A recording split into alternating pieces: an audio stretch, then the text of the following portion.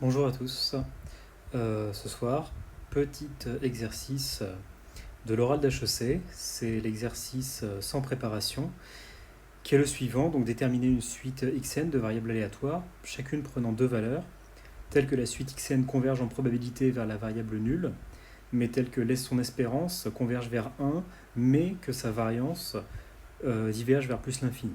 Alors cet exercice, je pense que c'est un très bon exercice pour vous montrer le raisonnement en mathématiques et comment est-ce que chercher les choses, ça peut vous emmener vers la réponse.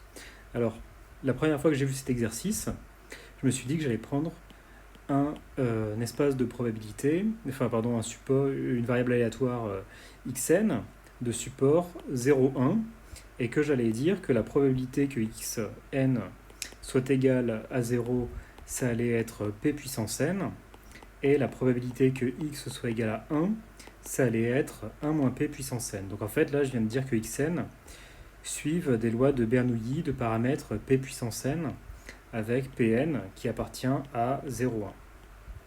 Alors ça, c'est super cool parce que si on calcule son espérance, alors l'espérance, ça va nous faire 1 moins p puissance n, et comme p appartient à 0,1, quand n tend vers plus l'infini, ça va bien être égal à 1, donc c'est-à-dire que la deuxième condition, elle est vérifiée.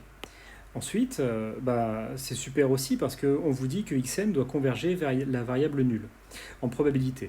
Alors, je vous rappelle que xn converge en probabilité vers la variable nulle, c'est équivalent à dire que pour tout epsilon strictement positif, la limite de p de valeur absolue de xn supérieure ou égale à epsilon est égale à 0.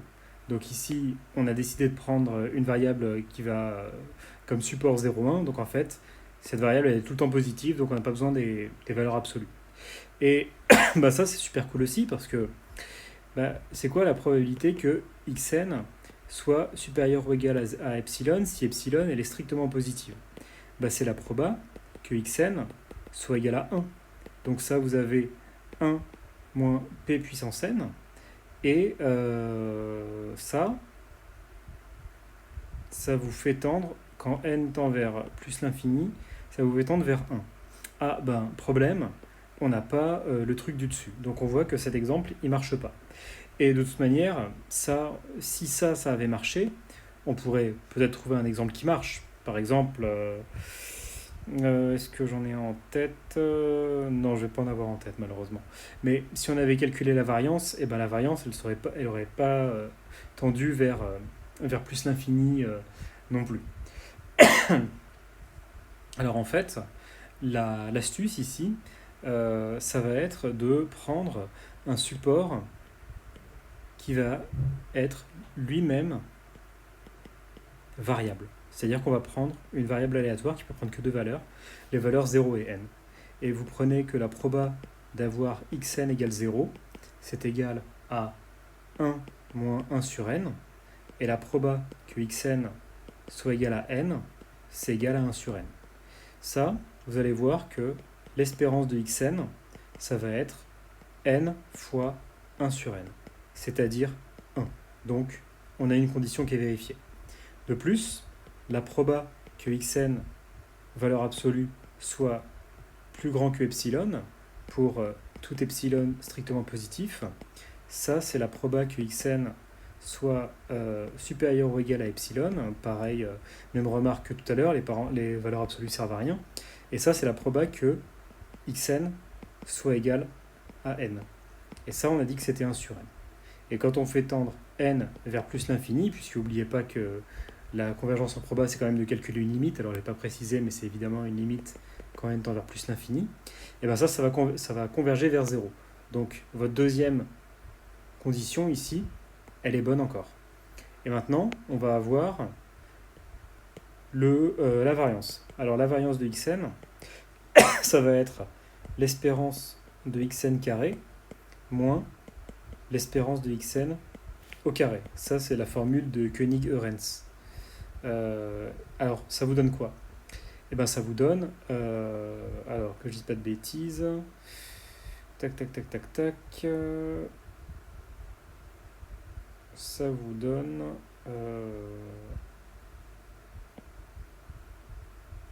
n au carré fois 1 sur n, moins l'espérance de xn au carré, c'est-à-dire 1 au carré. Donc en fait, vous vous retrouvez avec n moins 1.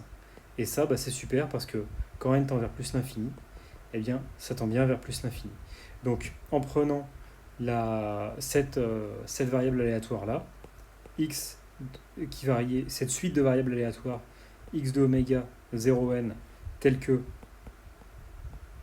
p de xn égale 0 est égal à 1 moins 1 sur n, et p de xn égale n est égal à 1 sur n, et vous avez bien votre suite de variables aléatoires qui va fonctionner.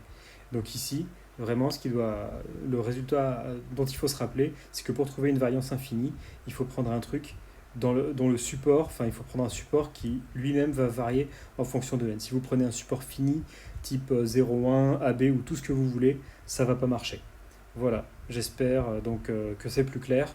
Après, n'oubliez pas que ça c'est quand même un oral d'HEC. L'oral d'HEC c'est assez difficile, c'est la question sans préparation. Et ce qu'il faut savoir, c'est qu'à l'oral d'HEC, en fait, vous avez d'abord une suite d'exercices guidés qui sont accessibles. Et la question sans préparation, c'est du bonus. C'est là encore pour distinguer les élèves qui vont avoir 15 et les élèves qui vont avoir 20. Voilà, donc j'espère que cet exercice vous a plu.